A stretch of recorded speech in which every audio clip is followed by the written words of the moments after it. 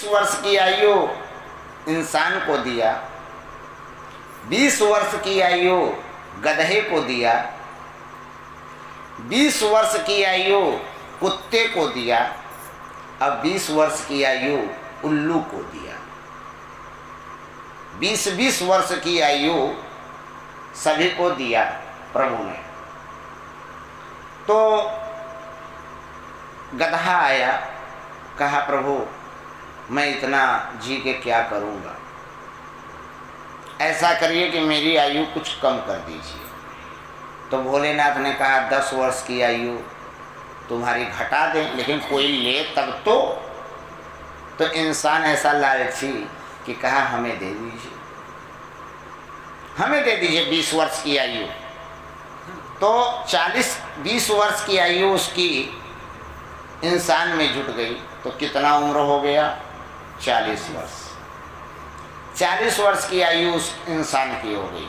उसके बाद फिर कुत्ता आया तो कहा प्रभु हमें आपने 40 वर्ष की आयु दिया है, ये बहुत ज़्यादा है, इसको और कम कर दीजिए। तो 20 वर्ष की आयु कुत्ते की इंसान में जोड़ दिया गया। और लास्ट में उल्लू आया तो उसके भी 20 वर्ष की आयु कम करके इंसान में जोड़ दिया गया। अब देखिए होता वही है, इंसान 20 वर्ष अपने उम्र का जीता है।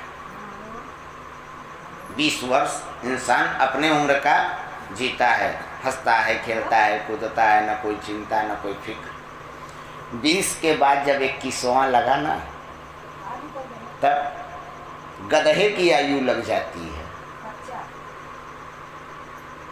गधे की आयु लग जाती है। फिर क्या काम है गधे का? बोझा ढोना।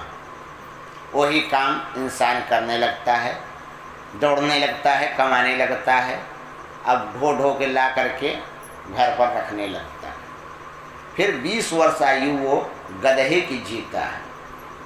उसके बाद फिर जब वो 40 वर्ष की आयु हो जाती है उसकी, तब फिर किसकी आयु लग जाती है? कुत्ते की। कुत्ते की आयु लग जाती है, मतलब कि 40 वर्ष में आपके यहाँ बहू बेटी आ जाएंगी, ठीक है। और आप एक ओसारे में, एक कमरे में आराम से बैठ जाएंगे। और काम क्या है कुत्ते का? सब कोई जानता है, कहने की आवश्यकता तो है नहीं, बस भौंकते रहिए। जहाँ कोई चोर घुसा भौंकना शुरू, नया आया भौंकना शुरू। गलत कहें तो कहिए, तो वही भौंकने की आदत। ये काम ऐसे हुआ, वो काम ऐसे किए, ये गलती है, वो सही है। चिल्लाना शुरू, चाहे वो सास हो और चाहे ससुर हो, चिल्लाना शुरू हो जाता है। तो वो लग जाती है कुत्ते की आयु। और बस रोटी मिलेगी, सुबह शाम खाएंगे। अब पलक झपकेगी, सोएंगे, अब जग जाएंगे। कुत्ते की आयु है ना। सोएंगे जरूर, पर आधा घंटा, 1 घंटा, 2 घंटे सोएंगे, उसके बाद आँख खुल जाएगी। फिर जगेंगे, फिर सोएंगे, फिर जगेंगे। यही जागना सोना लगा रहेगा और दिन भर चिल्लाना लगा रहेगा। तो समझ लीजिए कि बस इनको कुत्ते की आयु लग गई। और उसके बाद लास्ट पीरियड तो आजकल कोई जल्दी आ नहीं पा रहा है, कोरोना तो पहले ही निपटा दे रहा है। लेकिन अगर आ गई तो फिर उल्लू की आयु लग जाती है। उल्लू की आयु लग जाती है, दिन भर उल्टा लटका रहेगा एक किनारे, कोई पूछने वाला भी नहीं, कोई देखने वाला भी नहीं, वो पड़ा रहेगा दिन भर और रात भर जागता रहेगा, रात भर जागता रहेगा। ये तो इंसान के जैसा लालच आज हम अपने कर्म का भोगते हैं। हम बार बार कहते आए हैं कि इंसान भगवान से मत डरो, किसी से मत डरो। अगर डरना है तो सिर्फ अपने कर्म से डरो।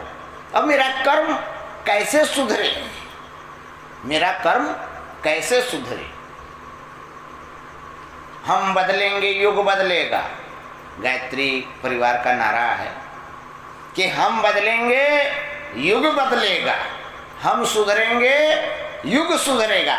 कब सुधरोगे, कब बदलोगे? कोई तिथि भी तो होनी चाहिए, कोई डेट भी तो मुकर्रर होना चाहिए कि हाँ इस टाइम तक हम सुधर जाएंगे। इसका मतलब समझने का प्रयास करिए। दुनिया बदले या न बदले, दुनिया सुधरे या न सुधरे, हमें सुधरना है, हमें बदलना है।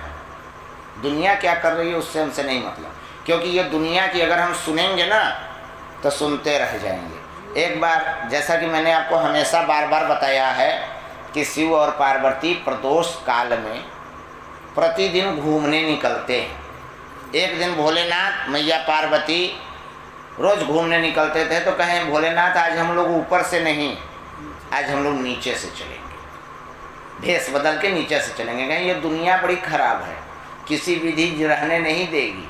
कहें चलिए तो नंदी बाबा को बना दिए घोड़ा, अपने बन गए पुरुष, अब माँ पार्वती को बना दिए स्त्री का रूप धर लिए, और बाल गणेश भगवान को एक छोटा सा बालक बना दिए, और तीनों लोग घोड़े पर बैठ करके चल दिए। कुछ आगे जब गए तो चौराहा पड़ा, तो चौराहे पे लोग कह रहे हैं ये देखो कहाँ के लोग हैं, एक घोड़े पे तीन तीन लोग सवार हैं, ये घोड़े की जान लेके ही रहेंगे। भोलेनाथ को बड़ा अच्छा नहीं लगा, माँ पार्वती को भी अच्छा नहीं लगा। माँ ने कहा ऐसा है मैं उतर जा रही हूँ। भोलेनाथ कहा नहीं आप मत उतरो, मैं उतर जाता हूँ। कहे नहीं नहीं मैं उतर रही हूँ, सही बात है तीन तीन लोग बैठे हैं। माँ उतर गई, चलने लगे।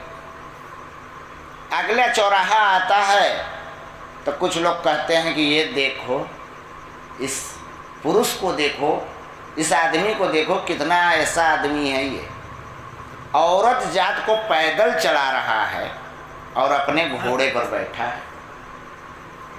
औरत जात को पैदल चला रहा है और अपने घोड़े पर बैठा है। भोलेनाथ, माँ पार्वती को सहन नहीं हुआ, भोलेनाथ की तरफ देखी। भोलेनाथ ने कहा हमें भी उतर जाने में ही भलाई है। भोलेनाथ उतर गए। माँ ने कहा कि ऐसा न हो कि कोई गणेश को कोई कुछ बोल दे, हमारे गणपति लल्ला को कोई बोल दे कुछ, ये उचित नहीं लगेगा हमें, क्योंकि हमें तो क्रोध आ जाएगा। इसलिए गणेश जी को भी उतार दीजिए, तीनों लोग पैदल ही चलते हैं, बेटर है, अच्छा है।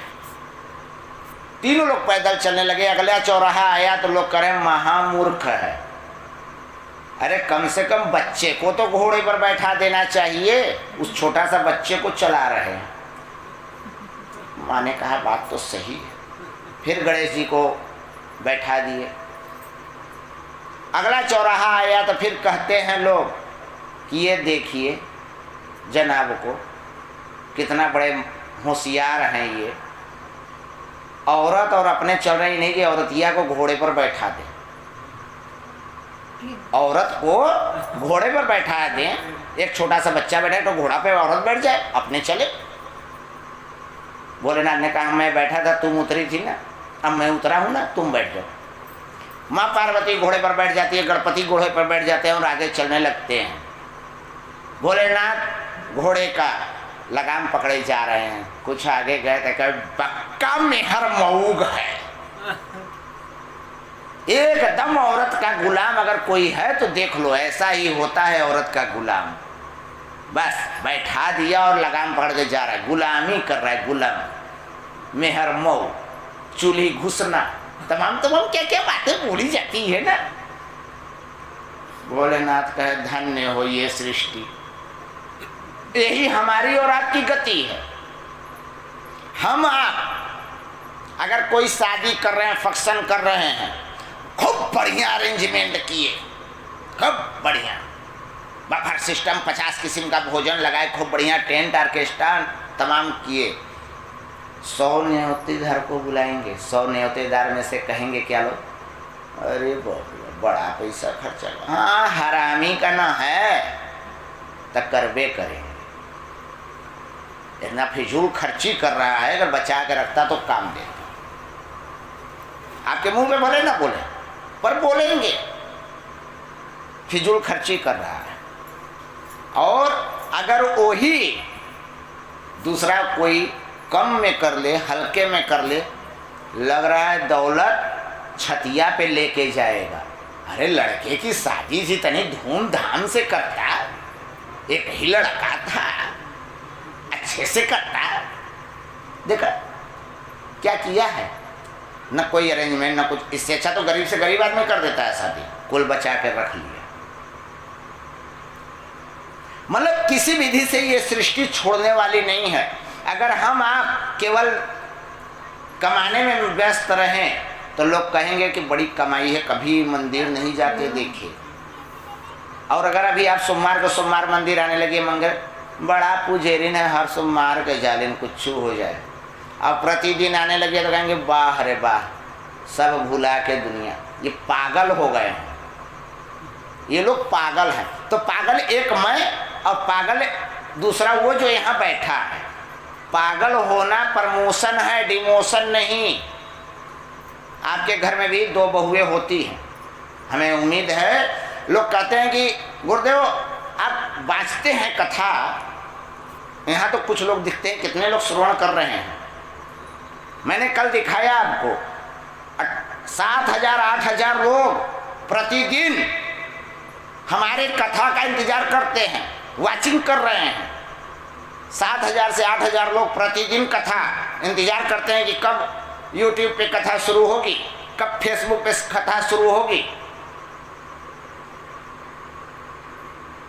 मैं यहाँ के लोगों को देख के नहीं कर पा रहा हूँ, वो इंतजार कर रहे हैं, जिन्हें मैं भी नहीं जानता। मैं किसी के नाम से वाकिफ नहीं हूँ, मैं किसी का नाम नहीं जानता, मैं नहीं ये भी नहीं जानता कि वो कहाँ के हैं। लेकिन ये मोबाइल लोग कहते हैं खराब है, कहते हैं ना मोबाइल खराब है, लेकिन खराब नहीं है।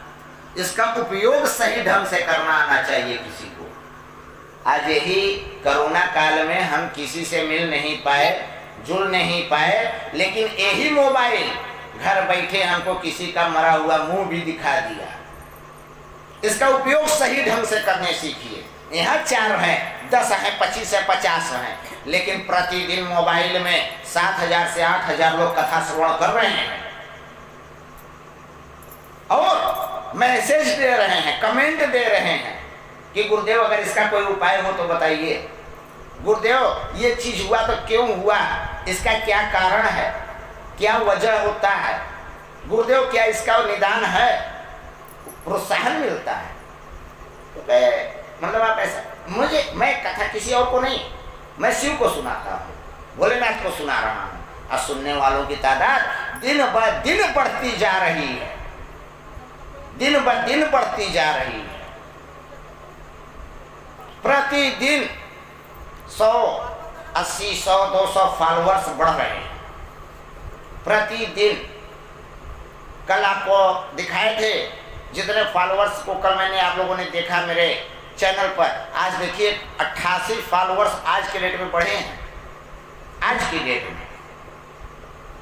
और जब से ये शिव महापुराण गुरु चरित्र की कथा शुरू हुई तब से तो फॉलोअर्स और बढ़ गए। तो हम उनको देख के करते हैं, वो इंतजार करते हैं, भोलेनाथ सुन रहे हैं। तो कहने का तात्पर्य है कि आप किसी भी चलेंगे, आपको चलने नहीं देंगी ये दुनिया, ये समाज। तो पहले हम अपने आप को तो देखें कि हम कितना सही हैं। दूसरे पे उंगली उठाने से पहले 3 उंगली अपने तरफ उठती है, ये बात को ध्यान दीजिए। एक स्त्री थी, पत्नी थी, पति पत्नी, ध्यान दीजिए।